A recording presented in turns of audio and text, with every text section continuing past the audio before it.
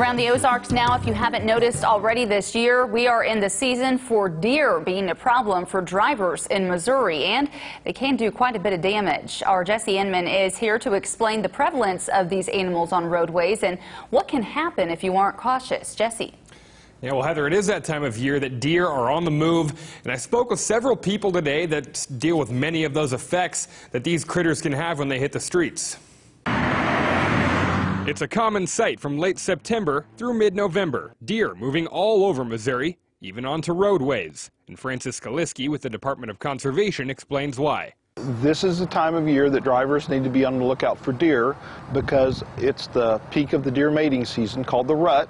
It's also a time when deer are feeding heavily, so those two things combined mean there's a lot of deer movement. Last year, Missouri drivers saw 4,000 deer collisions, and that resulted in 400 injuries and 7 deaths. Sergeant Jason Pace with the Highway Patrol says these aren't just happening in rural areas. About 25% of the traffic crashes that we see where a car has struck that deer have occurred in urbanized areas as well. Sergeant Pace says staying calm and not jerking the wheel can save your life. We encourage motorists to stay straight in that travel path and avoid swerving to miss that deer, because oftentimes we see worse crashes when they try to do so. We are nearing the peak of deer mating season, but the guys here at Hammers Auto Works say they have a deer season of their own.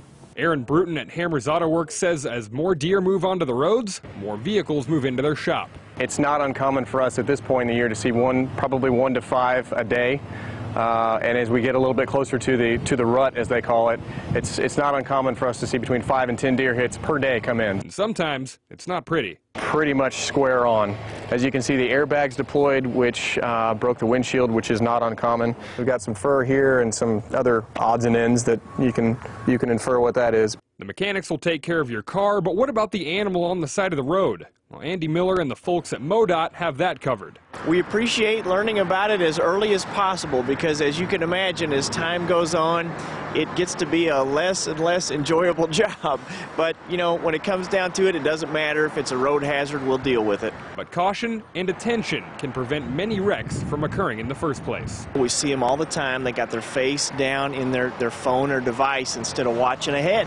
And just like we're seeing more crashes, more incidents in our work zones, I would expect that we're going to see more animal hits as a result of distracted driving as well. In Springfield, Jesse Inman, Ozarks First.